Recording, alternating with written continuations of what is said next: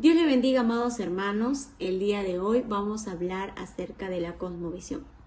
Para ello es importante saber que como cristianos tenemos que transformar nuestros pensamientos y también nuestra perspectiva acerca de la vida y del mundo, también de nuestra cosmovisión. ¿Qué es la cosmovisión?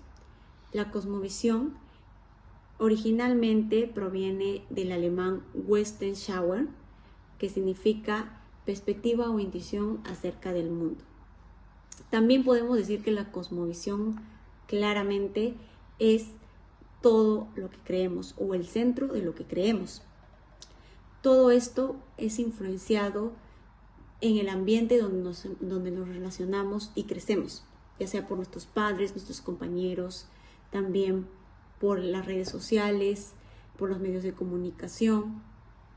Por eso es importante tener claro que la cosmovisión de cada persona define su manera de vestir, su manera de actuar, su manera de hablar y acerca de todas sus acciones ante la vida. Dios lo bendiga. Continuamos con la exposición. Vamos a ver las características de la cosmovisión. Primero, la cosmovisión se absorbe antes que la persona tenga la capacidad de analizar y evaluar.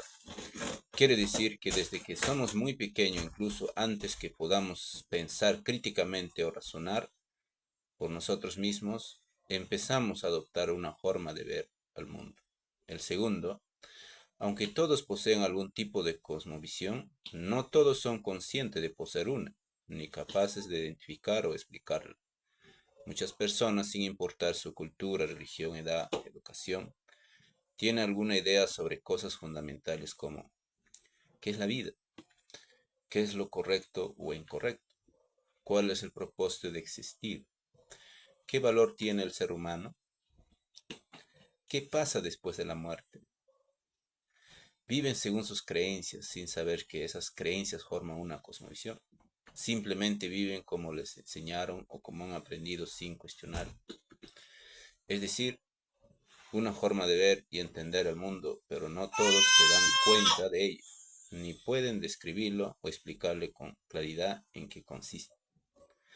El tercero, la cosmovisión se forma a lo largo de toda una vida.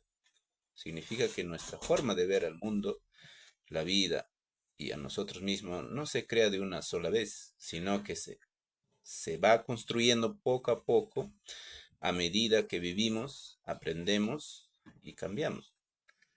Lo vamos construyendo con el paso del tiempo a través de la educación, las experiencias que vivimos, las personas que nos rodean, la cultura, los libros, la noticia, la religión, etc.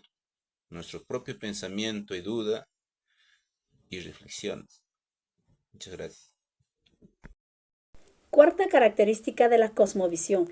Raramente dos personas tendrán cosmovisiones similares, ya que cada uno vive una vida distinta en las familias en las que nacemos, los lugares donde crecemos o muchas veces las amistades que hacemos, sean los éxitos y fracasos que experimentamos, todo es irrepetible. Quinta característica de la cosmovisión. Las cosmovisiones suelen estar en la gran mayoría de los casos estrechados con las emociones de las personas, ya que muchas cosmovisiones, especialmente el de la fe o lo espiritual, ofrecen consuelo ante las dudas. El miedo a la muerte, la injusticia o el sufrimiento. Mantener una fe en un ser divino, en una vida después de la muerte, o en la fuerza de protección, nos da seguridad, esperanza y paz. La cosmovisión y sus contrastes o diferencias principales. Tenemos el teísmo, el panteísmo y el naturalismo. El teísmo sostiene en cuanto a la creación que existe un Dios que creó el universo de la nada. Dios es la fuente de todo. El panteísmo en cuanto a la creación sostiene que Dios y el universo son una misma cosa, No hay distinción entre el creador y lo creado. El naturalismo sostiene en cuanto a la creación que existen los procesos naturales, que todo puede ser explicado por las leyes naturales. El teísmo en cuanto al hombre dice que el ser humano fue creado a imagen de Dios con un libre albedrío y es responsable por las acciones ante Dios.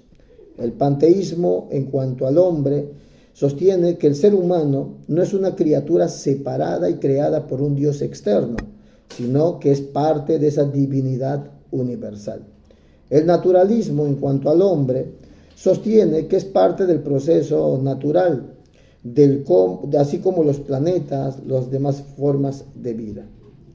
El teísmo en cuanto a la muerte sostiene que hay una vida después de la muerte, un juicio final, una vida eterna, y también habla de que el alma es inmortal. El panteísmo en cuanto a la muerte sostiene que el ser humano, al ser una manifestación de Dios, al morir experimenta una transformación.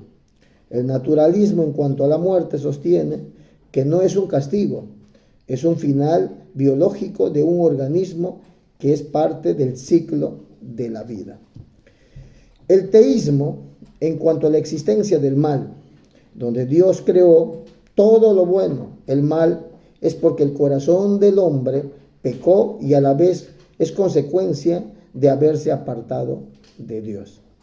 El panteísmo sostiene en cuanto a la existencia del mal que el sufrimiento y el dolor es una necesidad que por medio de ello seremos más fuertes y valorar más la vida. El naturalismo en cuanto a la existencia del mal sostiene que el mal, sufrimiento, crueldad, agresión o destrucción son consecuencias o procesos naturales. El teísmo en cuanto a Dios afirma la existencia de un Dios y con muchos atributos, que es el resultado de su divinidad y que debemos adorarle. El panteísmo sostiene en cuanto a Dios que Dios es el universo y todo lo que contiene, la materia, energía, leyes, tiempo, galaxias, estrellas y también incluido el hombre. En cuanto al naturalismo, en cuanto a Dios, sostiene que solo existe lo natural, Dios no existe. Dios le bendiga.